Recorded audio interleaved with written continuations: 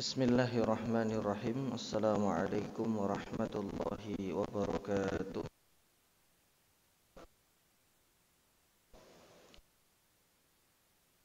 Wa asbahal mulku lillah wa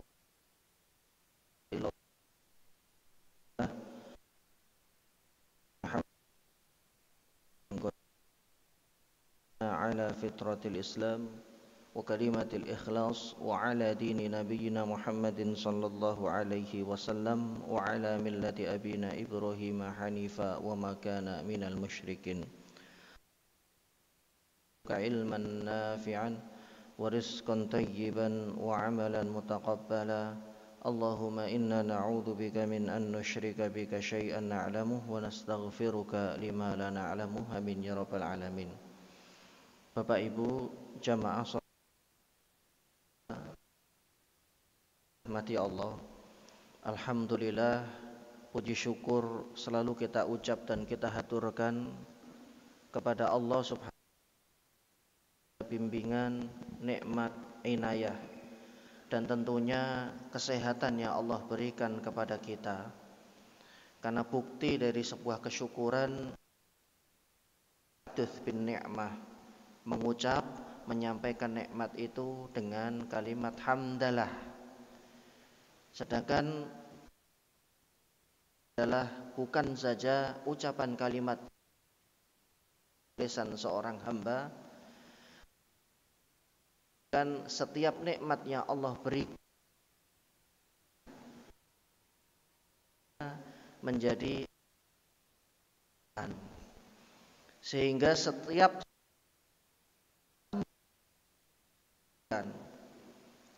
kalau tadinya sama Allah subhanahu wa ta'ala ketika baru menikah, baru kemudian bertambah syukur, dan syukur itu terlihat dari yang dia lebih dekat dengan Allah subhanahu wa ta'ala.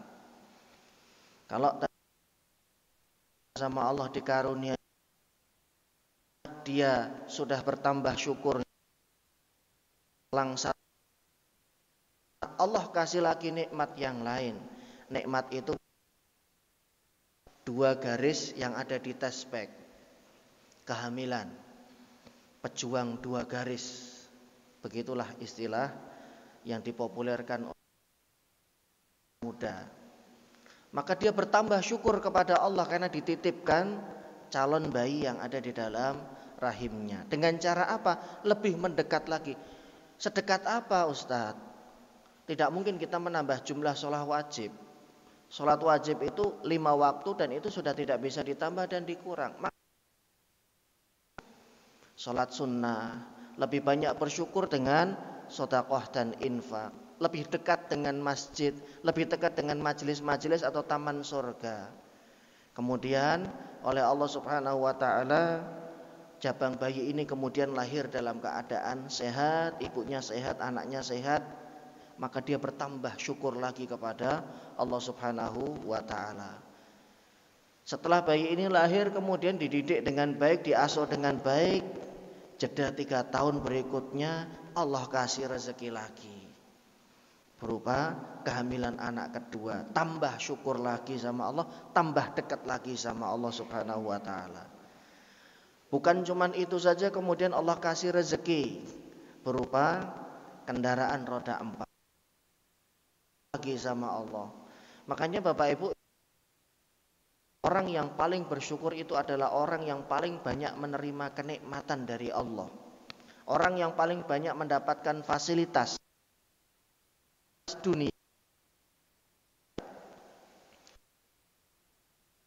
Generasi terbaik dari umat ini muliakan Allah. Nabi menyabdakan dalam hadis riwayat Imam Ibnu Majah.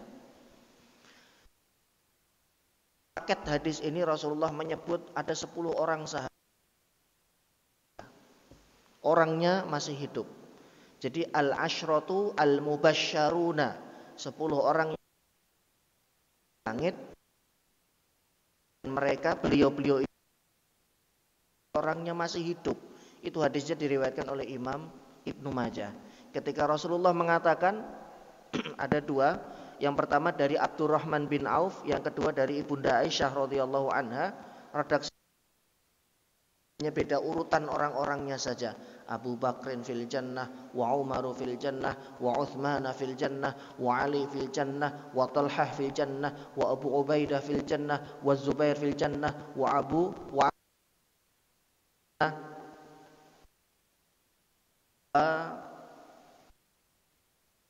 fil jannah. Semuanya disebut oleh Nabi. Kita menelisik, maka kita akan temukan setelah surga alaihi wasallam tidak lantas kemudian kebaikannya kendor, tidak lantas kemudian ketaatannya kepada Allah kendor. Malah insan-insan ini, person-person ini, beliau-beliau ini justru merasa tidak pantas di hadapan Allah.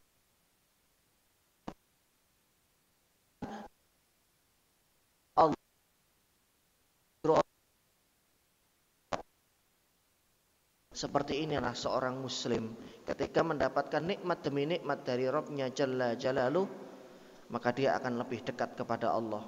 Dia akan lebih dekat kepada ketaatan, dan dia akan menjauhi segala macam pintu atau celah dari berbuat kedurhakaan kepada Rabb-Nya Jalla Jalaluh. Semoga kita digolongkan oleh Allah termasuk hambanya yang ketika mendapatkan nikmat, ketika mendapatkan anugerah, baik itu anugerah akhirat maupun anugerah dunia dari Allah, kita adalah yang termasuk orang-orang yang makin mendekat kepada Allah Subhanahu wa ta'ala.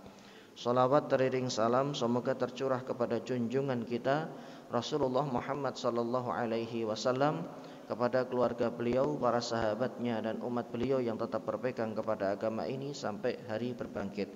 Bapak Ibu jamaah yang semoga dirahmati Allah, kita melanjutkan materi sirah nabawiyah, dan materi kita masih pada peristiwa yang terjadi pada tahun ke-6 Hijriah. Peristiwa itu ada beberapa yang sudah kita jelaskan, ini hanya sekilas mereview agar nyambung, sehingga rangkaian ini adalah rangkaian dari sejak hijrahnya Nabi SAW ke kota Yathrib oleh beliau menjadi Al-Madinah Al-Munawwarah. Yang pertama adalah peperangan dengan Bani Mustalik. Kemudian di tempat yang sama dalam perjalanan beliau sallallahu alaihi wasallam menikah dengan seorang wanita yang bernama Ummu Juwairiyah binti Al-Harith. Ini merupakan salah satu di antara putri dari kepala suku Bani Mustalik yang beliau sallallahu alaihi wasallam nikahi, yang kemudian menyebabkan sekian ratus keluarga yang ada di dalam Bani Mustalik itu kemudian masuk Islam dari pernikahan ini, padahal tadinya mereka semua menjadi tawanan kaum muslimin. Kemudian yang ketiga, masih di peristiwa yang sama dalam perjalanan dari Bani Mustalik atau perang Muraisi. Kemudian Allah Subhanahu wa ta'ala menyempurnakan nikmat kepada kaum muslimin dengan turunnya syariat yang terkait dengan tayammum, yang terkait dengan bersuci. Karena ini merupakan salah satu bentuk diberikan kepada umat yang lainnya. Tayammum itu bagian dari ciri khas umat Nabi yang Allah tidak berikan anugerah tayammum ini kepada umat-umat sebelumnya. Kemudian yang berikutnya kita akan membahas mengenai turunnya surah Al-Munafiqun yang ada di dalam juz 28. Lagi-lagi peristiwa ini juga terjadi pada paket rangkaian perang Bani Muraisi atau Bani Mustalik. Kemudian jika nanti waktu masih memungkinkan, kita akan mengurai juga mengenai peristiwa Hadithul Ifki. Ini juga kejadiannya tidak terlampau jauh dari perang Bani Mustalik. Kemudian di akhir tahun dari tahun ke-6 di bulan Dzulqa'dah terjadilah perjanjian Hudaybiyah yang ini kemudian merubah peta dakwah Nabi sallallahu alaihi wasallam. Jamaah yang dimuliakan Allah, turunnya surah Al-Munafiqun ini terjadi pada masih dalam paket atau masih dalam kisah mengenai peperangan dengan Bani Mustalik, dan ini terjadi ketika Rasulullah sedang OTW arah pulang ke ke Madinah Al-Munawwarah. Ada sekelompok orang yang juga ikut berperang dengan motivasi dunia. Tentunya kita sudah bisa menebak tujuan mereka bukan aizul Islam wal muslimin, memuliakan agama Islam, kemudian menjalankan perintah Allah dan Rasulnya, tapi tujuan mereka adalah dunia dan harta, rampasan perang. Sehingga mereka ini kemudian membuat ulah dengan menebar perpecahan di kalangan kaum muslimin, khususnya muhajirin. Beliau adalah orang-orang yang datang dari para sahabat yang datang dari Mekah meninggalkan harta bendanya, dan kaum Ansor yang terdiri dari dua suku besar, suku Aus dan juga suku Khazraj, yang mereka berdua ini adalah seteru abadi sebetulnya, tapi kemudian mampu disatukan oleh Nabi sallallahu alaihi wasallam kalimat la ilaha illallah Muhammadur Rasulullah. Karena dua kalimat syahadat ini adalah kalimat yang diucap oleh seseorang yang kemudian menyatukan seluruh unsur masyarakat, mau kaya mau miskin, mau kuat mau lemah, semuanya disatukan oleh Allah. Walaupun berbeda suku, walaupun maka adalah sama, la ilaha illallah Muhammadur Rasulullah, maka sesungguhnya kalimat inilah yang menyatukan dan mengikat seluruh muslim yang ada di seantero dunia ini. Jamaah yang dimuliakan Allah, kejadian ini diprakarsai oleh, ya kita sudah bisa menebak, gembong munafikun yang bernama Abdullah bin Ubay bin Salul. Dia dengan pikiran busuknya membuat propaganda, menebar berita-berita yang tidak benar. Tentunya tujuannya adalah agar terjadi chaos di tengah-tengah kaum muslimin. Dan ini bukan karena tanpa sebab. Abdullah bin Ubay ini kan tokoh sebetulnya. Jadi pemimpin antara Aus dan Khazraj. Ya kalau bahasa kita sekarang itu mungkin akan diangkat menjadi wali kota Madinah atau Yasrib. Tinggal ketok palu kok. Tiba-tiba kemudian Rasulullah datang ke Madinah. Dan semua mata tertuju kepada beliau sallallahu alaihi wasallam. Akhirnya alih-alih segan takdim kepada Nabi, pada akhirnya kemudian Rasulullah lah yang menjadi kaum muslimin dan umat yang lainnya bimbing dengan wahyu. Kan akhirnya sakit hati, hasad.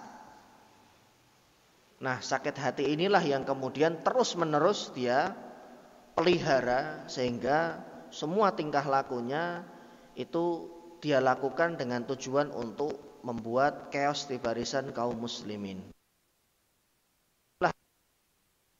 Karena menurunkan surah Al-Munafikun hingga satu persatu tabir mereka, kedok mereka diceritakan di dalam sirah Ibnu Hisham. Jamaah, sababun nuzul ayat ini dan surah ini dikeluarkan oleh Al-Imam Al-Bukhari. Diceritakan oleh seorang sahabat namanya Zaid bin Arqam radhiyallahu anhu, bahwa beliau itu mendengar Abdullah bin Ubay berkata kepada teman-temannya, ya sama-sama orang-orang munafikun. Dan kejadian itu adalah di perjalanan ketika mereka pulang dari Bani Mustalik. Maka tungfiku ala man inda Muhammad. Dia mengatakan jangan sekali-kali kalian nanti memberikan donasi, memberikan infak dan sodakoh kepada orang-orang yang ada di sekitarnya Muhammad.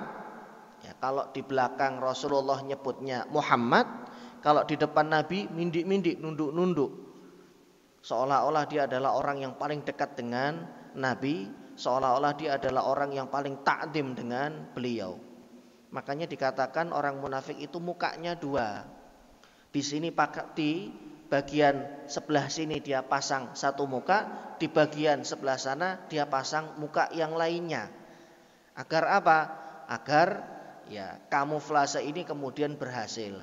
Di sebelah sini dia baik-baikin Rasulullah dan para sahabat, nanti di belakang Rasulullah dan para sahabat, luar biasa omongannya, pedes sekali. Nah, jamaah yang dimuliakan Allah, dia mengatakan la tunfiqu ala man 'inda Muhammad hatta yang faddu, hingga mereka, jadi kalian jangan pernah memberikan donasi kepada orang-orang yang setia dengan Muhammad. Kan kalau nanti kita nggak ngasih donasi, karena di sekitaran Nabi itu ada ahlu suffah namanya. Ya, ini salah satu yang dimaksud oleh dia. Dan serambi Masjid Nabawi. Ya, nama yang populer yang kita kenal dari ahlu suffah ini salah satunya adalah sahabat Abu Hurairah. Ada sekitar waktu fase awal Madinah itu jumlah beliau mereka ini sekitar 50 sampai 60 sahabat. Bisa dibayangkan 50 sampai 60 sahabat, dan beliau memang tidak punya tempat tinggal. Dan untuk makan saja susah. Begitu. Ustadz, kenapa kok beliau ini tidak Ansor? Rata-rata ahlu suffah itu adalah muhajirin. Dan passionnya muhajirin dengan Ansor beda. Kalau orang Ansor, Aus dan Khazraj, itu passion. Karena bumi Madinah, tanahnya Madinah itu qabilun lidzalika, support untuk digunakan cocok tanam. Makanya banyak kita temukan pohon kurma. Bapak kalau berkesempatan di umroh atau haji kemudian berkunjung ke Madinah, Bapak akan temukan banyak sekali perkebunan. Tanaman itu banyak karena memang udaranya berbeda dengan Mekah. Sedangkan Mekah tanahnya tandus, tidak support jika digunakan untuk bercocok tanam. Makanya penduduknya pun menyesuaikan dengan wilayah geografisnya, ya. Karena kondisi tanahnya yang tandus, kecil kemungkinan mereka bercocok tanam. Akhirnya orang-orang Mekah itu dagang. Sebaliknya penduduk Madinah itu profesinya adalah petani. Ya, petani atau kemudian bercocok tanam itu profesi. Walaupun ada juga yang berdagang. Nah, ahlu suffah ini memang kemampuan beliau dalam mencari nafkah akhirnya kemudian di backup oleh Nabi Shallallahu Alaihi Wasallam nafkahnya dan beberapa orang sahabat yang berkecukupan dan memiliki kelebihan rezeki. Jadi provokasinya seperti itu, nggak usah lah ngapain aja. Nanti juga lama-lama kalau nggak dapat donasi dari kita mereka bubar. Nah kalau mereka sudah bubar, baru kemudian kalian kasih lagi nggak apa-apa. Terus dia mengatakan azumin hal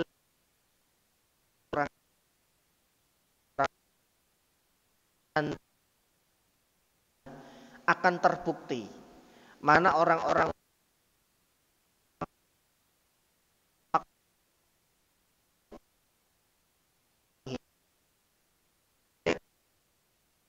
adalah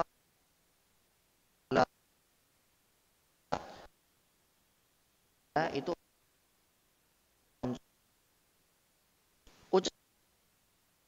bin Arqam radhiyallahu anhu.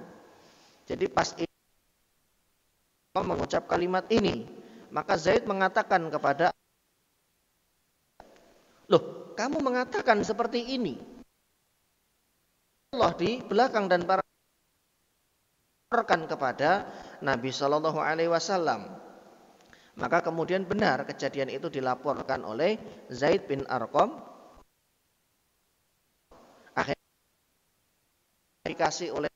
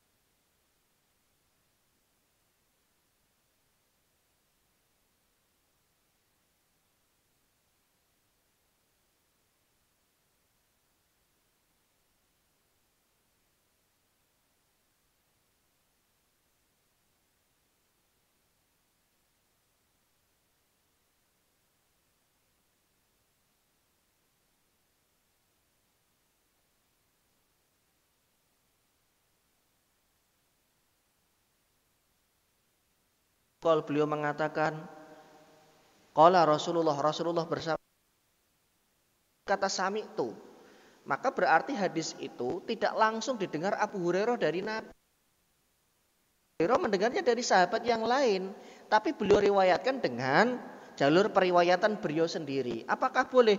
Boleh kalau itu tingkatan tobakohnya para sahabat. Tapi kalau generasi setelahnya, perawi setelahnya yaitu tabi'in, maka ini akan menyebabkan kualitas hadis itu kemudian jatuh. Kenapa? Karena seorang tabi'in itu tidak boleh meriwayatkan hadis dari tabi'in yang lainnya kecuali para sahabat yang membawa informasi hadis ini sudah wafat. Jadi kalau ada sahabat, maka mereka akan mencari dan harus ketemu dengan sahabat itu sehingga mereka langsung bisa mendengarkan dari sahabat tersebut. Sehingga apa? Nanti jalur sanadnya, mata rantainya itu lebih pendek. Hadis itu kalau mata rantainya lebih pendek, itu lebih sahih. Karena tidak terlalu banyak melewati banyak orang, kan begitu Pak. Semakin informasinya itu langsung kita dapatkan dari A1, dari orang pertama, maka akurasinya akan lebih tepat. Karena kadang informasi, misalkan ada kerja bakti lah di lingkungan kita. Ya, kalau tidak dalam bentuk surat edaran, atau sekarang kan sudah dimudahkan dengan WhatsApp, itu informasinya bisa meleset. Kalau hanya lewat lesan, Pak RW menyampaikan nanti kalau kerja bakti hari Ahad tanggal 25, tolong bapak-bapak membawa peralatan sendiri, cangkul, semuanya di-list oleh Pak RW, disampaikan kepada RT. RT masih menyampaikan kepada warganya, narasinya masih lengkap. Nah, warga ini beda-beda. Oh, kemarin Pak RT nggak bilang suruh bawa cangkul. Apa? Bilang, akhirnya sampai kepada yang paling bawah. Dia nggak bawa apa-apa. Nggak disuruh bawa apa-apa. Nah, jadi jalur periwayatan hadis pun seperti itu. Dari orang pertama Rasulullah, kemudian ke sahabat, kemudian ke tabi'in, ke tabi'ut tabi'in. Ini redaksinya harus lengkap, nggak boleh dikurangi. Makanya ketika hadis itu dinarasikan dengan kalimat sami'tu, maka ini menunjukkan kedudukan yang paling tinggi dalam redaksi penyampaian hadis. Artinya Zaid bin Arqam tidak mendengar,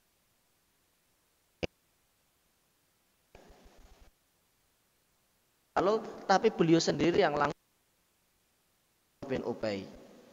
La tunfiqu ala man inda Rasulillah.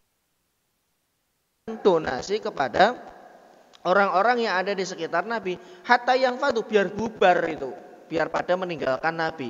Wa qala aidan, dia juga mengatakan, la in raja'na ilal Madinah, kalau kita nanti kembali ke Madinah dari perang Muraisi ini atau Bani Mustalik, la yukhrijannal a'azzu minhal adzal, maka orang yang mulia, generasi atau kelompok yang mulia itu akan ngusir orang-orang yang hina. Maksudnya adalah yang mulia dia, yang hina adalah Nabi. Fadzakartu dzalika li ammi, kemudian aku ceritakan kepada pamanku, kata Zaid.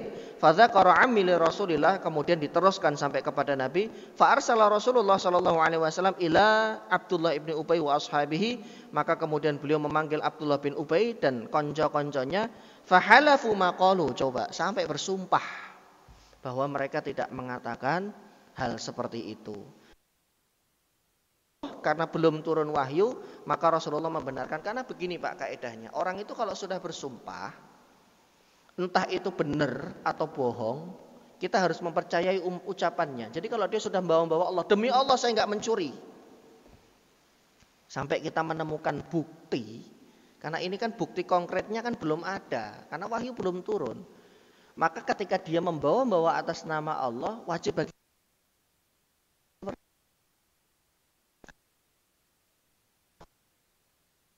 bohong. Karena begini Pak, jangan kemudian kita sedikit-sedikit bersumpah. Sumpah itu sangat membantu ketika kapasitas semacam persidangan, macam pelakon.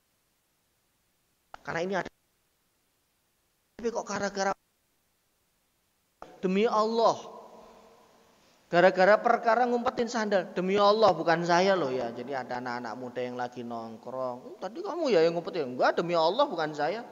Padahal betul dia, tapi dia ngomong demi Allah, ini dosa besar. Tanpa dia sadari, dia sudah mengucap satu kalimat yang mengundang murka Allah. Karena dia membawa nama Allah dalam hal kebohongan.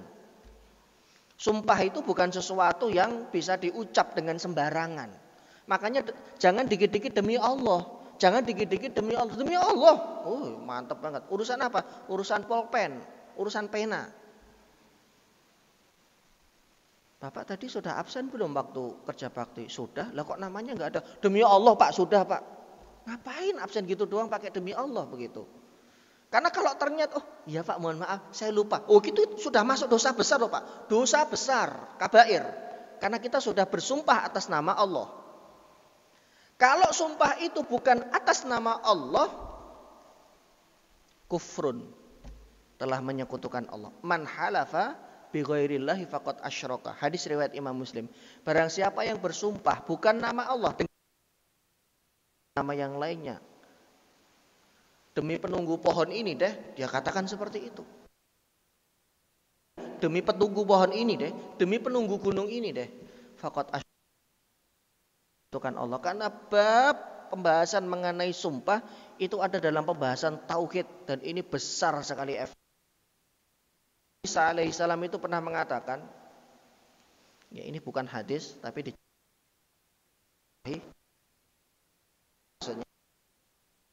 ada seorang pencuri, kemudian dia bersumpah atas nama Allah di hadapanku dia tidak mencuri, maka aku terima sumpahnya. Sampai segitunya. Karena kalau orang sudah bersumpah atas nama Allah, maka ketika kita dustakan, padahal dia membawa-bawa nama Allah. Makanya kemudian sumpahnya diterima. Walaupun kita melihat dia mencuri. Kecuali ada bukti. Bukti itu adalah mungkin rekaman CCTV. Kalau dia betul-betul mengambil handphone, mengambil kendaraan. Atau bukti-bukti yang lain yang mengarah. Misalkan kalau itu pembunuhan. Kalau itu perampokan. Kemudian ada bukti yang itu tugasnya pengadilan. Tapi kalau diselesaikan win-win solution. Diselesaikan kekeluargaan. Ya ini mau tidak mau seperti itu. Tapi orang yang sudah dia telah melakukan sebuah dosa besar. Karena dia sudah membawa nama. Suka bersumpah itu Pak. Suka dikit-dikit bersumpah. Hal sepele bersumpah. Tadinya naruh sendal di sebelah sana masjid. Dicari nggak ada. Terus dipindah ke sana. Ternyata teman-temannya yang mindahin. Oh bukan saya deh. Kamu ya bukan saya deh. Ada 5 orang yang ditanya dan semuanya bilang demi Allah bukan saya. Padahal mereka yang mindahin. Jadi bercanda begitu. La ilaha illallah.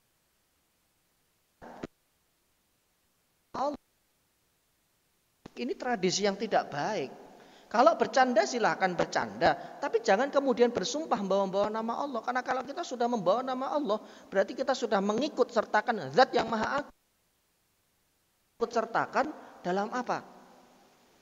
Dalam narasi yang tidak baik, kebohongan. Dan sumpah itu yang paling tinggi adalah wallahi demi Allah. Tidak ada istilah sumpah pocong. Islam tidak mengenal istilah. Hanya kan nanti ada di dalam belum ayat ke-11. Ketika seorang suami perbuatan zina, maka disumpah dua-duanya. Yang dituduh disumpah, yang suaminya juga disumpah. Ini li'an namanya. Li'an itu saling melaknat dan itu perkara, mohon maaf, perselingkuhan ini masalah besar. Silahkan bawa-bawa nama sumpah, tapi hati-hati kalau berdusta. Mending diakui saja, iya saya selingkuh kepada pasangannya, saya minta maaf karena khilaf. Tergantung nanti pasangannya. Daripada nanti mereka saling melaknat, karena li'an itu ya taratab alaihil ahkam, menghasilkan hukum. Hukum itu adalah, li'an itu berbeda dengan talak ya Pak ya. Li'an itu adalah saling melaknat. Yang dituduh adalah istrinya. Maka istri ini bersumpah atas nama demi Allah saya tidak pernah melakukan apa yang Anda tuduhkan sampai 4 kali. Dia mengucap seperti itu. Wal khamisata la'natullah. Yang kelima, jika dia kemudian berdusta dengan sumpahnya, dia pasti dilaknat oleh Allah. Sebagaimana suaminya, kalau suaminya itu berdusta, menuduh, ya, dia menuduh, padahal tidak terjadi, maka mereka dilaknat oleh Allah. Nah, setelah itu kemudian mereka sudah pisah, bukan suami istri lagi. Sampai selamanya nggak bisa dirujuk, karena ini babnya li'an. Tapi kalau talak, karena kesel begitu, bukti sudah ada tapi nggak ngaku, ya sudah deh. Kamu saya terus istri menyesal, minta maaf, ya. Tapi mohon maaf, tidak sampai melakukan zina, hanya jalan bareng saja begitu ya. Ini kan juga sebetulnya tidak terlalu besar. Yang besar banget itu adalah zina. Makanya jangan kemudian buru-buru menuduh sampai betul-betul ada bukti. Sampai Rasulullah itu timba yang masuk ke dalam sumur. Karena ini adalah peristiwa yang besar di hadapan Allah Subhanahu wa taala. Karena kalau sudah mereka li'an itu mereka sudah saling melaknat kok, Pak. Sudah nggak bisa lagi dirujuk, sudah rusak saat itu juga pernikahannya dan mereka tidak bisa kembali. Ditalak saja. Kalau pada akhirnya kemudian dua-duanya masih saling bisa menerima, kamu sudah mengulang, ayo kita balikan, itu masih bisa. Tapi kalau sudah li'an, saling melaknat dengan sumpah, ini kan peristiwa besar. Lah kok kemudian peristiwa besar itu dikecilkan hanya gara-gara ngumpetin sendal, hanya gara-gara ngumpetin kunci, hanya gara-gara megang-megang HP, mindahin HP. Ini kan jadi sesuatu yang tidak ada nilainya kan begitu. Nah, itu yang terjadi pada Abdullah bin Umar. Fahalafu ma qalu, mereka bersumpah, demi Allah, kami tidak mengucapkan seperti itu wahai Rasulullah, sebagaimana dituduhkan Zaid bin Arqam. Karena sudah bersumpah, Rasulullah kemudian membenarkan ucapan mereka. Wa kadzdzabani, dan beliau menganggap saya antum ngadi-ngadi. Enggak benar itu informasinya. Jadi Rasulullah membenarkan Abdullah bin Ubair. Ini ketika wahyu belum turun. Rasulullah juga manusia, Pak. Waktu itu belum ada CCTV, belum ada rekaman. Jadi beliau juga manusia, kadang beliau juga salah. Fa'asabani hammun, sedih itu. Thumma yusibni mithluhu qatun. Lam yusibni mithluhu qatun. Belum pernah hal ini menimpa beliau seumur hidup. Di depan Nabi, ya, kemudian disalahkan oleh Nabi. Anda salah, yang betul Abdullah bin Ubay. Fajalastu fi qaulihi, fajalastu fi baiti. Akhirnya mengurung diri Zaid ini, karena enggak enak kan, sudah digitukan sama Rasulullah. Baru beberapa hari setelah itu Allah bersihkan namanya. Fa anzalallahu azza wa jal, kemudian Allah Subhanahu wa taala menurunkan idza ja'akal munafiqun. Jika datang qalu nashhadu innaka la Rasulullah. Kami bersaksi antum itu Rasulullah dan apa yang kami ucap itu benar dan apa yang dituduhkan.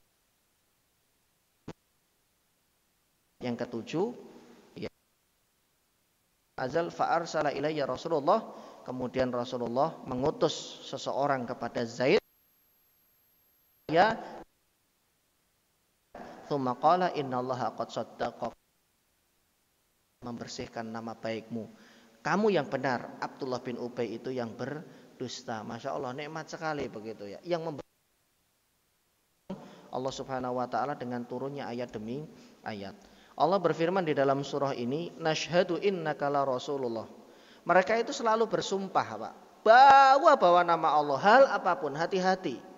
Seorang muslim jangan bermudah-mudah dengan sumpah. Kecuali kita menemukan peristiwa yang sedang kita alami adalah peristiwa besar. Saya sendiri setelah faham mengenai bab ini sudah beberapa tahun yang lalu, sudah lama. Hampir nggak pernah mengucap cukup hakon, benar. Bukan saya yang mengambil HP-nya misalkan. Motornya. Yang hati-hati karena kalau kita sudah membawa nama Allah dan itu adalah dosa besar karena kita melibatkan Allah dalam sebuah maksiat, dalam sebuah dosa. Wallahu yashhadu innal munafiqina lakadzibun. Allah itu Maha tahu sesungguhnya antum wahai Nabi itu benar-benar rasulnya tanpa harus pengakuan orang-orang munafikun. Cukup Allah saja yang mengakui. Kalaulah semua orang penduduk bumi ini mendustakan beliau, cukup Allah saja yang mengakui mengenai kerasulan beliau. Dan Allah bersaksi sesungguhnya orang-orang munafik itulah yang berdusta mengenai peristiwa yang diceritakan oleh Zaid bin Arqam. Jamaah yang dimuliakan Allah, nifak itu ada dua. Yang pertama adalah nifak akbar atau i'tiqadi terkait dengan keyakinan, yaitu kemunafikan yang berkaitan dengan akidah. Sebagaimana orang non-muslim yang berpura-pura masuk Islam, ya, kemudian dia merusak Islam dari dalam, belajar Islam untuk merusak. Dulu kita mengenal ada namanya Stockholm beberapa tahun yang lalu. Belajar Islam di Serambi Mekah sana sampai betul-betul jadi orang hebat. Kalah kita kalau diadu keilmuannya sama beliau, sama orang ini, tapi justru kemudian merusak Islam dari. Dan model-model Abdullah bin Ubay itu banyak. Ya, dia muslim, menampakkan keislaman, tapi di dalam hatinya merencanakan kalau kaum muslimin itu bergandengan tangan. Dia nggak suka kalau kaum muslimin atau sebuah negeri itu ya adem ayem, tenang, itu nggak suka. Pokoknya harus ribut, entah di sosmed, entah di dunia nyata, pokoknya harus ribut. Lempar aja umpan ini masalah apa, masalah suku, masalah ini, dilempar terus. Udah, begitu mereka ribut, tepuk tangan di belakang. Itu paling senang dan puasnya luar biasa itu mereka. Naudzubillah. Ya. Orang ini tidak akan berhenti hatta zurtumul maqabir, sampai mati. Karena ini penyakit, kecuali mereka yang dirahmati Allah kemudian dapat petunjuk. Ini betul-betul penyakit yang kronis. Ya. Kerusakannya sudah sampai pada keyakinan. Makanya orang-orang ini yang kemudian divonis dengan nifaknya i'tiqadi disampaikan oleh Allah di dalam Al-Qur'an, innal munafiqina mereka itu tempatnya di neraka kerak yang paling bawah. Bukan di atasnya neraka tapi di kerak yang paling bawah. Falan tajidalahum nasiro. Mereka enggak akan mendapatkan pertolongan dan kekal walaupun dohirnya muslim, walaupun dohirnya menampakkan tanda-tanda keislaman. Karena Abdullah bin Ubay kan setelah kejadian ini mau dieksekusi sama sahabat Umar. Ditambah lagi kejadian hadisul ifki, maka dilarang oleh Rabi, jangan. Sesungguhnya dia sudah mengucap la ilaha illallah. Dan dia digolongkan sebagai ansor. Karena kan penduduk asli Madinah. Agar nanti tidak ada yang mengatakan Muhammad membunuh temannya sendiri. Dibiarkan oleh Nabi, tapi kedoknya Allah Subhanahu wa taala agar kaum muslimin tahu ini loh orang ini. Akhirnya kemudian sampai menikah, sampai anaknya sendiri Abdullah bin Ubay. Anaknya ini bagus, Pak. Jadi Abdullah bin Ubay itu punya anak namanya Abdullah. Anaknya Abdullah, bapaknya Abdullah, mbahnya Ubay, mbah buyutnya Salul. Itu sampai minta izin sama Rasulullah. Jangan yang lain ya Rasul. Kalau nanti yang lain yang mengeksekusi bapak saya nanti sakit hati. Malah saya selek sama beliau. Biarkan urusan bapak saya, serahkan sama saya. Ditahan sama Nabi, jangan. Dia dohirnya muslim. Urusan hatinya nanti kita serahkan sama Allah. Makanya orang ini luar biasa sekali fitnahnya kepada kaum muslimin. Yang kedua, nifak asghar atau nifak amali.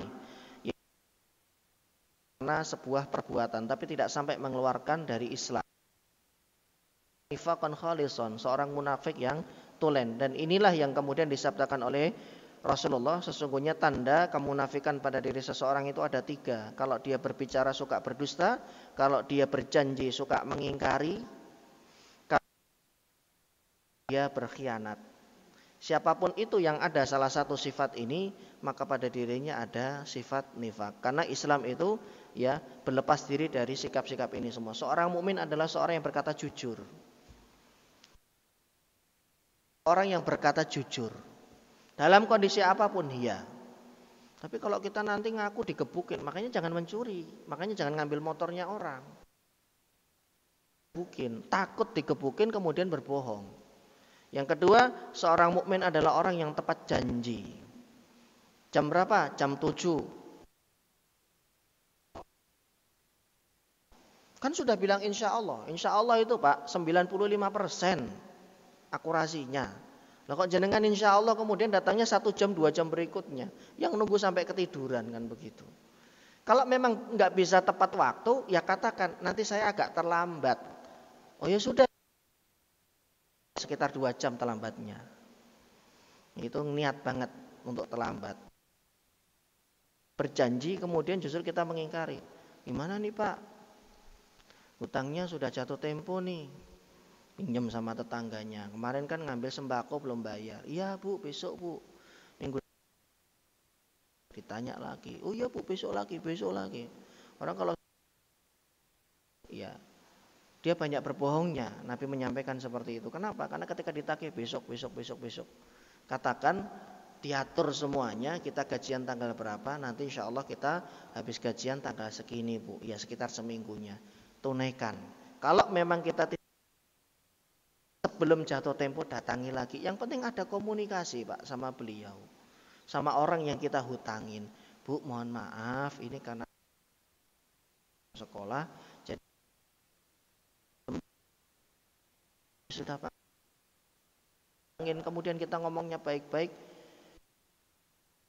Baik, insya Allah memberikan tenggat waktu kok. Karena setiap hari ketika beliau memberikan tenggat waktu itu ditulis kebaikan oleh kita kabur, kita pergi. Ya nanti orang nggak akan percaya. Sampai dikejar-kejar rentenir, sampai di blacklist namanya di BI checking misalkan seperti itu. Karena memang hutang itu resikonya berat. Wa idza tumina khona. Kalau di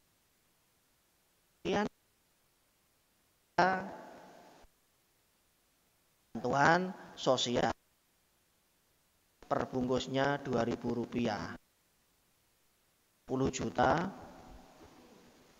masyarakat Indonesia gede banget. Jangan seperti itu. Kalau memang bansosnya dapatnya 600 sampaikan kepada mereka. Itu menggiurkan Pak. Ini ladang basah, lahan basah. Ada petugas ya, MR 3 sampai ke dia berapa 2,5 disunat tannya cepet. Ini haram 100.000 tapi haram 10 orang ya kan dikalikan 30 orang. Ini sudah makan duit haram, sudah berkhianat. Memang ini menggiurkan lahan basah. Makanya yang tidak mampu, yang tidak kuat imannya mundur. Mending jenengan dagang Pak. Sudah, itu penghasilan yang halal. Saya modalnya 15.000, saya jual 20 Bu. Oh ya sudah, saya ambil.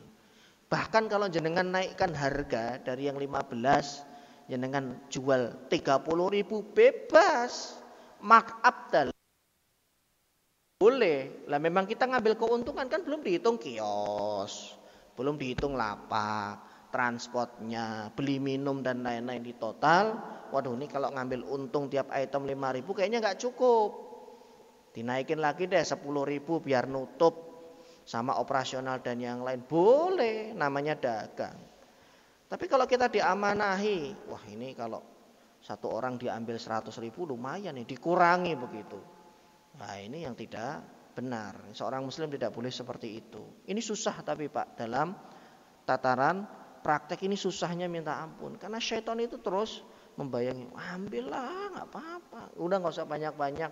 Gak usah 10.000, gak usah 100.000. Ambil gopay aja 100 juta. Wah itu sudah 5M Pak. Oh kok 5M, 50M. Banyak itu, 500 rupiah doang.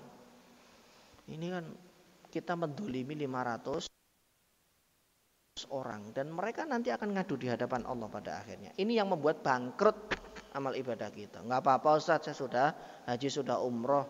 Tiap tahun umroh. Ya, nanti pahala umrohnya siap-siap diberikan kepada orang-orang yang didolimi. Kalau umrohnya diterima, kalau hajinya diterima. Karena kadang begini Pak, ini cara syaitan untuk menjerat seorang muslim.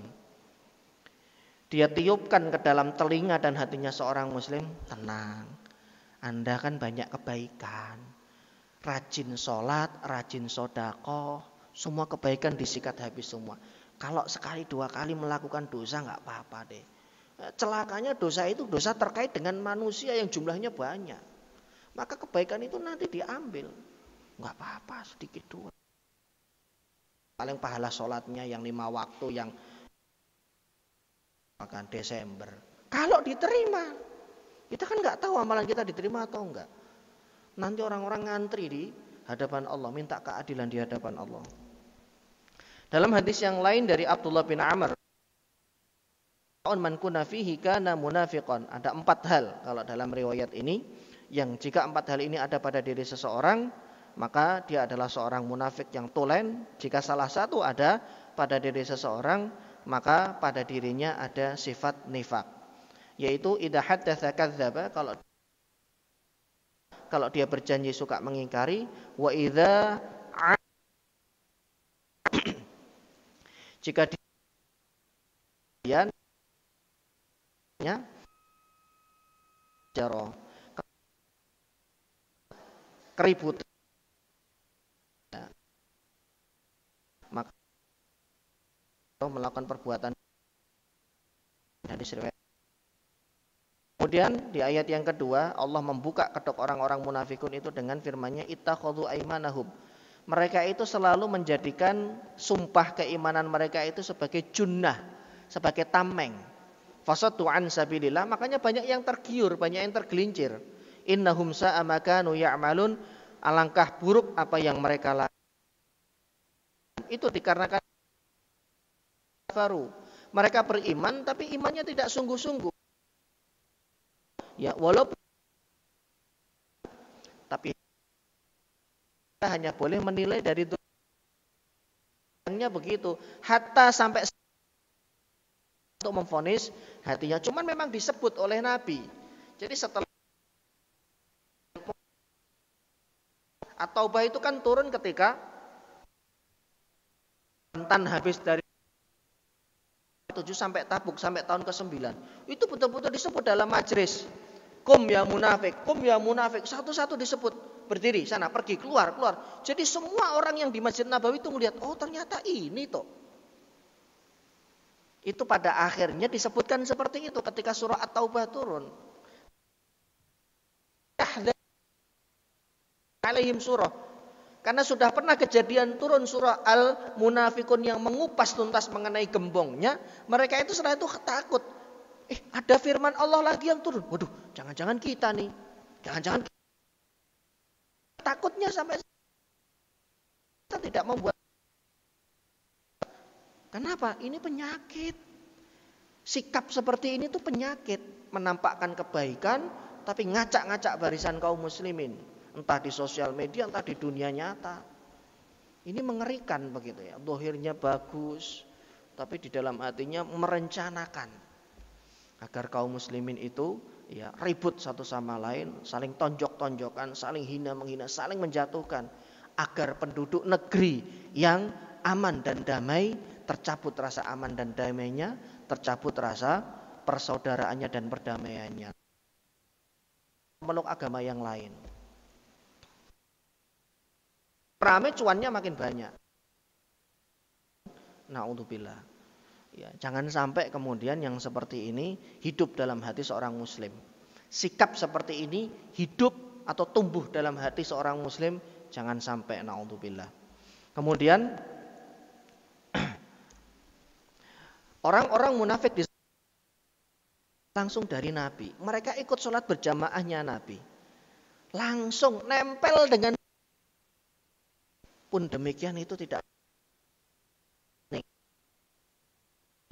Ya, mereka ini disebutkan oleh Nabi asqalus salati 'alal munafiqi salatul isya was subh. Ada 2 salat yang paling berat ini hati. Ya Pak ya. Salat yang paling berat bagi ada udzur. Salat ini. Kenapa? Karena 2 waktu ini kan gelap. Dulu kan belum ada penerangan. Jadi kalau mereka siang, duhur, asar, maghrib itu masih kelihatan, fulan, biar apa? Biar dikira muslim. Biar apa? Biar dikira orang baik. Tapi kalau sudah subuh, kalau sudah isya, mereka ngilang begitu saja. Kenapa? Nggak ada yang lihat. Jadi betul-betul semua perbuatannya itu karena riya terhadap manusia, bukan karena Allah. Tapi nanti kalau ngelihat tetangganya nggak sholat subuh berjamaah, jangan langsung dituduh munafik, nggak boleh begitu. Ini menjadi koreksi masing-masing. Jadi gini, ketika Rasulullah itu menyampaikan satu warning, sholat yang paling berat dilakukan pada orang yang ada sifat nifak di dalam hatinya adalah subuh dan isya. Aduh, ngeri juga nih. Buat kita, Pak. Renungan buat kita. Kecuali ada uzur. Kok ini nggak pernah kelihatan? Ternyata beliau kerja dan kalau pulang itu selalu habis isya. Makanya kelihatannya cuma subuh. Kalau subuh, maghrib, isya, duhur, asar, maghrib, isya jarang kelihatan. Ini berarti orang munafik nggak boleh begitu. Karena boleh jadi beliau sholat di kantornya, di dekat kantor, atau di jalan karena sedang perjalanan pulang. Atau kok kelihatannya cuman isya doang, subuhnya jarang kelihatan. Ini jangan-jangan ternyata beliau kerjanya tinggalnya di daerah Lebak sana, kerjanya di Jakarta paling utara misalkan, atau Jakarta paling timur, naiknya KRL. Karena ada Pak dulu jamaah saya, ya tinggal di daerah Serang, kerjanya di Sudirman. Itu beliau berangkat sebelum subuhan di stasiun, pulangnya paling malam, sampai rumah itu jam 9, kadang jam setengah 10. Berangkat nggak ketemu anak, karena anaknya masih tidur. Anak. Itu memang ada yang seperti itu, ya. Dan beliau sholat berjamaahnya di sekitar kantor. Jadi ini untuk masing-masing teguran kita. Ini sudah 40, ya. Bahkan mereka juga ikut berjihad bersama Nabi, ternyata sikap mereka demikian. Dzalika bi wa idza ra'aitahum tu'jibuka ajsamuhum, sampai firman Allah, mereka dimintakan istighfar pun mereka tidak mau. Itulah di antara sikapnya Abdullah bin Ubay. Ada riwayat dari Jabir bin Abdillah, aku pernah bersama dengan Nabi dalam sebuah peperangan. Ya, kemudian ada kejadian sebagaimana yang tadi disebutkan, wa qalal muhajiru lil muhajirin qala Rasulullah sallallahu alaihi wasallam bala. Ya. Jadi para sahabat itu pernah terjadi konflik, mereka saling memanggil dengan panggilan jahiliyah. Pada akhirnya kemudian ditegur oleh Nabi sallallahu alaihi wasallam, dan laki-laki yang orang-orang munafik. Ada seorang sahabat yang mendatangi Abdullah bin Ubay, sana kamu menghadap Rasulullah, minta maaf sama beliau dimintakan ampunan. Maka kata Abu wa idza qila lahum ta'alu yastaghfir lakum Rasulullah law ra'aitahum, ya mereka berpaling, ngapain kata dia. Padahal dimintakan ampun kepada Nabi untuk Allah Subhanahu wa taala, tapi mereka pun juga tidak mau. Jadi jamaah yang dimuliakan Allah, pelajaran dari surah Munafikun adalah bahwa seorang muslim hati-hati dalam bersikap, terutama pada perkara-perkara yang bisa menjatuhkan kehormatannya. Bahkan Pak, dalam kehidupan sosial kita, tanpa kita melihat dari perspektif atau kacamata agama, baik itu berbohong, baik itu ingkar janji, baik itu kemudian tidak amanah ketika diberikan, atau rusuh ketika berdebat dengan tetangga atau dengan orang, ini adalah sesuatu akhlak yang tidak baik. Kita nggak melihat dari perspektif agama. Seandainya kita tidak melihat, kita melihat dari perspektif sosial pun, 4 hal ini adalah sesuatu yang tidak baik. Karena akan menjatuhkan kehormatan seseorang di hadapan yang, apalagi agama menyebut. Makanya agama Islam itu adalah al-hanifiyah, agama yang lurus dan sesuai dengan apa? Sesuai dengan akhlak, sesuai dengan kehidupan. Karena semua yang dianggap menurut kita, sosial kita, masyarakat, pasti akan melarang. Adalah sesuatu yang baik dan diberikan oleh Allah Subhanahu wa taala, iming-iming pahala kebaikan. Mohon maaf sudah lewat waktunya. Ini yang bisa saya sampaikan. Semoga bermanfaat. Insyaallah kita akan sambung di lain kesempatan. Sebelum saya tutup, barangkali ada yang ditanyakan, silakan.